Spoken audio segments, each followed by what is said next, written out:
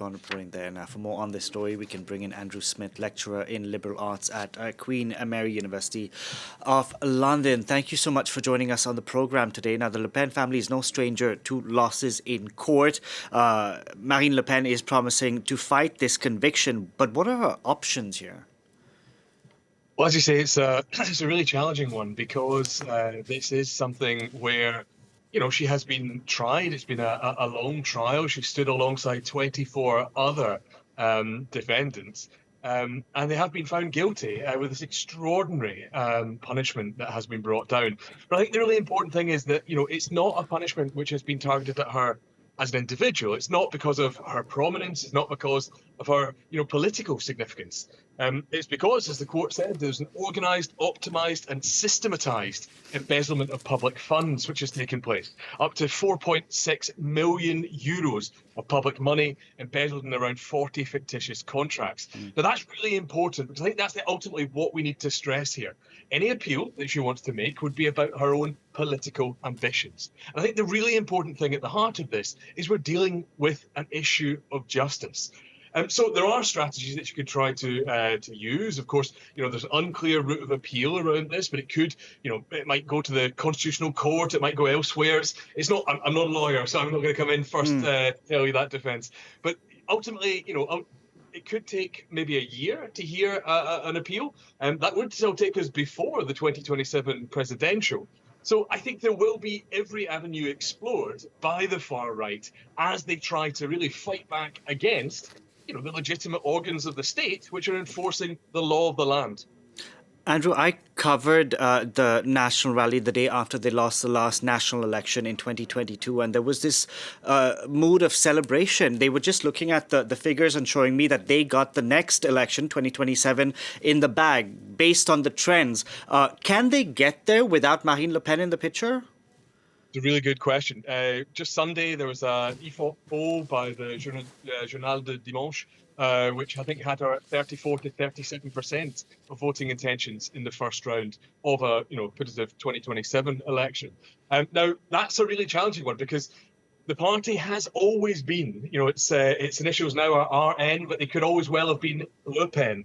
Right from its very start, this has been a vehicle, first of all, for Marine Le Pen's father, Jean-Marie Le Pen, and then for Marine Le Pen herself. It has all been extremely vertical in terms of how it has been organised. Now, of course, there's a putative kind of dauphin. There is somebody there waiting, which is Jordan Bardella, the president of the party, the 31-year-old far-right figure who was the sort of almost designated Prime Minister if Le Pen was to become president. Now, it may well seem that the party is set to kind of to look to him, but really there's been a big, I think, blind spot here, which is that this is a party which has never done well except when it is kind of allied to that one Le Pen sort of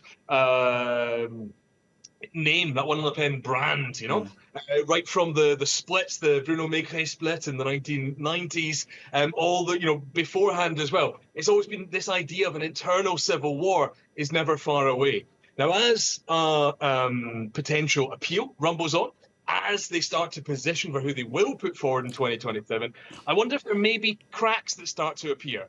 Bardella is only 31. There'll be others within the party who think, has he earned his shot? There'll be others who look at him and say, is he too much trying to unite the right and move away from what the party was trying to do? There is still a lot of road to run in terms of what might happen politically.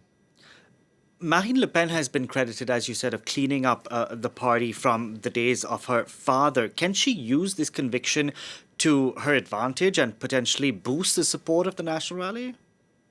Well, she's talked about trying to clean up her party, but she's also talked about, corruption in French politics. She's been, right from 2002 onwards, she has been a really strong voice saying, oh, there's corruption, oh, it must be pursued, absolutely to the letter of the law, except maybe not hearing so much of that today. And I think that's really quite important. If we look at a list of her supporters, it's really a map of illiberalism. We talk about divided powers between an executive, a legislative, and a judiciary, and we see this rolling kind of list of support from illiberal parties elsewhere on the far right, whether it be in Moscow, whether it be Viktor Orban, whether it be Matteo Salvini in Italy, etc., Geert Wilders, and even within France, we've seen Mélenchon has said, well, we don't like her, but we don't like the ruling, and other kind of things like that. I think there is really a dividing line here about this idea of the support for liberal democratic institutions. Those that call it governance by judges and all the rest of it are pushing back against the foundations of the republic itself.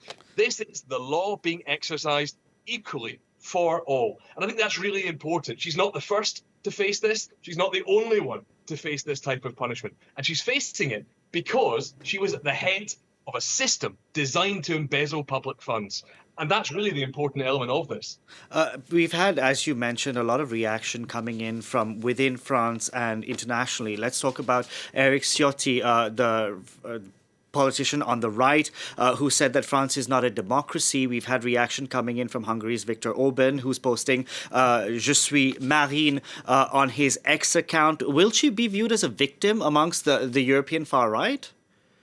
I think she'll certainly be portrayed as a victim amongst the European far right. And we know this is a system which already has its American mirror in the response to Trumpist, shrieking around. Big pardon? I mean, essentially what Donald Trump said, that all the cases against him were a witch hunt. Same thing for her. Absolutely, yeah. Absolutely, the language of witch hunt, that language of, being kind of persecuted because people disagree with you. And I think what's really important is the defense of the law as it is written. And that is really what this is about. So regardless of the noise that comes from supporters on the illiberal wing of the far right and even the left, I think this is a really important element that actually what needs to count is justice. Let's talk about the National Rally currently in Parliament right now, because they're not part of the government, but they have been propping up the government. So what happens now? Do they still continue playing ball?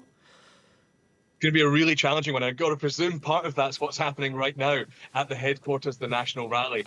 They've propped up the government on key issues. They've consistently been trying to normalise their party. And of course, they face the normal execution of justice as it takes place. But one of the things they've also done is been calling for new legislative elections and pushing back against François Bayrou, the Prime Minister, on key issues. Now, the one thing they do not want, if this ruling stands, and it isn't appealed very quickly, is fresh legislative elections, because that would mean that Marine Le Pen would very possibly lose her seat, very likely lose her seat, because she couldn't take part in it. She maintains her mandate right now as a deputy, but she would not if there were French legislatives. So the party is going to have to pivot in terms of its strategy in the Assembly, in terms of what it's trying to do. And it will presumably continue to try and present itself as being somehow victimised and, the kind of cry-bully strategy of the far right that we've seen so often in terms of the National Assembly, causing chaos, profiting from it, and trying to sit back when the going gets tough in order not to play a constructive role, but a destructive role in terms of criticising and maligning democratic political institutions of the Republic. Andrew Smith, thank you very much for your analysis today. Thank you. In other news, Ukraine